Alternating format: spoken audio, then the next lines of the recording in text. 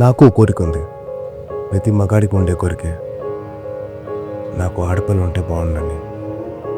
కానీ ఎక్కడో ఏదో భయం. ఎందుకంటారు? గేమర్దా, ఒక మనిషి వంట చేస్తున్నట్టు ఇమాజిన్ చేసుకో. ఒక మనిషి కాలు మీద కాలు వేసుకొని కాఫీ తాగుతున్నట్టు ఇమాజిన్ చేసుకో. ఓ మనిషి బట్టలు ఉతుకుతున్నట్టు, ఓ మనిషికి డబ్బులు పెడుతున్నట్టు. దేనికి ఎవరిని ఊహించున్నారో నీకు తెలుసు, నాకు తెలుసు. అందుకే భయం.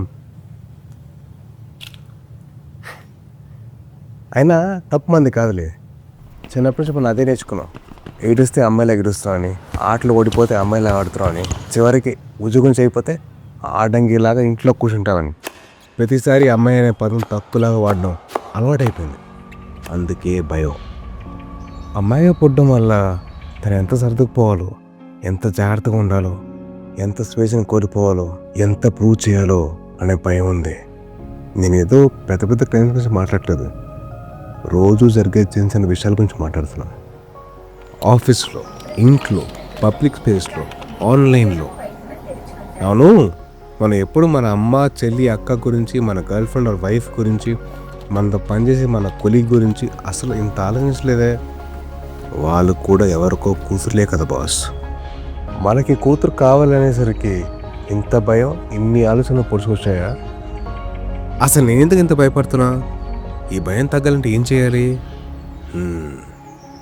నాకు తెలిసి సొల్యూషన్ చాలా సింపుల్ అబ్బా. మనం పెద్ద పెద్ద యుద్ధాలు చేయక్కర్లేదు, తొట్టలో కొట్టక్కర్లేదు. రోజు లేవగానే దుప్పటి మడత పెడితే చాలు, కాఫీ కప్పు సింక్ దగ్గర పెడితే చాలు, ఒక అమ్మాయి మాట్లాడుతున్నప్పుడు పూర్తిగా వింటే చాలు, అమ్మాయి పైకి ఎదుగుతుంటే అది తన కష్టం వల్లే అని నమ్మితే చాలు, కేరిన ముసుగులో కంట్రోల్ చేయకపోతే చాలు, మన కళ్ళు మన కంట్రోల్లో ఉంటే చాలు, అమ్మాయిని తక్కువ చేసి చూస్తే ఇది తప్పు అని చెప్తే చాలు. నాట్ ఆల్ మెన్ అని రాయడం కాదు, నాట్ ఆల్ మెన్ అని ప్రూవ్ చేయాలి.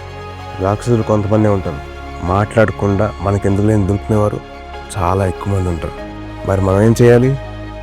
నిలబడాలి. వానర సైన్యంలాగా, మగాళ్ళలాగా నిలబడాలి. అదే మగతనం. నిలబడదాం.